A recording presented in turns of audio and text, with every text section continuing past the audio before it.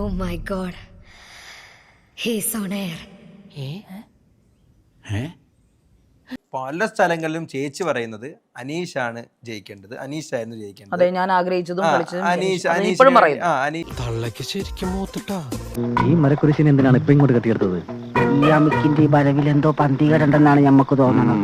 അപ്പോൾ സ്വാഭാവികമായിട്ടും ഉള്ള ഒരു സംശയം എന്ന് പറയുന്നത്, ഒരു സ്ത്രീക്ക് മറ്റൊരു സ്ത്രീ ജയിക്കുന്നത് ഇഷ്ടമില്ല അല്ലെങ്കിൽ വളർന്നു പോകുന്നത് ഇഷ്ടമില്ല എന്നൊരു പൊതുവെ ഒരു സംസാരമുണ്ട്. ചേച്ചിക്ക് സത്യത്തിൽ അസൂയ മൂത്തിട്ടാണോ അത്?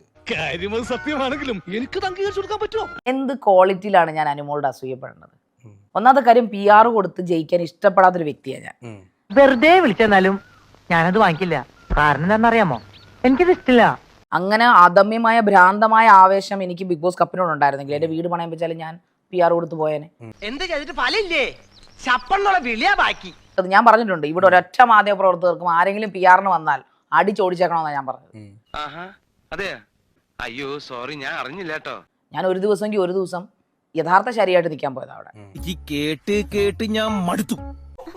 ത്യാഗം ചെയ്യാൻ ഇറങ്ങി തിരിച്ച ഒരിക്കലും അനുമോളെ ഞാൻ അവിടെ ശ്രദ്ധിച്ചിട്ടേ ഇല്ലെന്നുള്ള കാര്യമാണ്. ഞാൻ പോകുന്നവരെ ഞാൻ അനുമോളെ ശ്രദ്ധിച്ചിട്ടില്ല.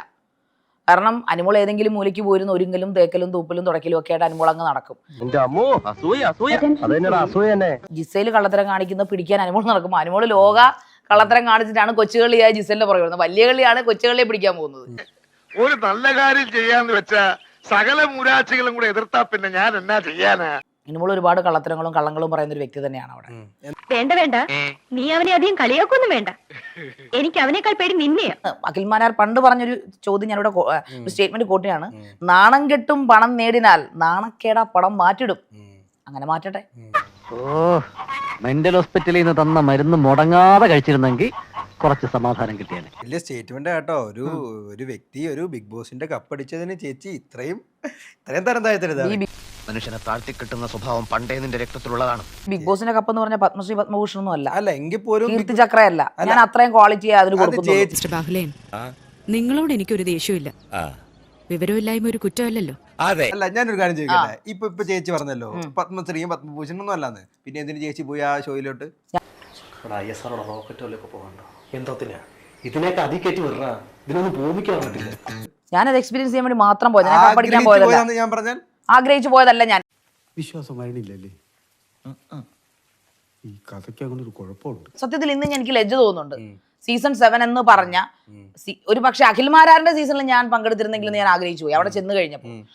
മോനെ ദാമു, നിന്റെ വെടി ഞാൻ കുറെ കേട്ടതല്ലേടാ. ചേച്ചിക്ക് എന്താ ഇത്ര അംഗീകരിക്കാൻ പാട്? അനുമോൾ അടിച്ച എനിക്ക് ഇതുവരെ മനസ്സിലായിട്ടില്ല. അനുമോൾ അവിടെ അഭിനയിക്കുവാണോ, അനുമോൾ അവിടെ നടിക്കുവാണോ, അനുമോൾ റിയൽ പേഴ്സണാലിറ്റി എന്നാണ് എനിക്കൊന്നും അറിയില്ല. അനുമോളെ എനിക്ക് പേഴ്സണലി അറിയില്ല. നമ്മൾ വിചാരിച്ചോ നല്ല ഉള്ളി. നിങ്ങളെങ്ങനെ വിചാരിച്ചു? ഞാൻ വിചാരിച്ചു നല്ലൊരു പെൺകുട്ടിയാണ്. 100 ഡേയ്സും ഫേക്ക് കളിച്ച് അഭിനയിക്കാനുള്ള അവരുടെ വിൽ പവർ, അതിന് ചിലപ്പോൾ കൊടുത്ത കപ്പായിരിക്കും ഏഷ്യനെറ്റ് എന്ന് ഞാൻ പറയും. സീസൺ 7 ക്യൂൻ പട്ടം ഭയങ്കരം തന്നല്ലേ മാവാ? എന്തൊരു ജ്ഞാനം. എടോ, മാങ്ങിയുള്ള കൊമ്പത്തെ കല്ലെറിയാൻ ആളുണ്ടാവുള്ളൂ. തൽക്കാലം ഇത്രയും മതി. വരട്ടെ.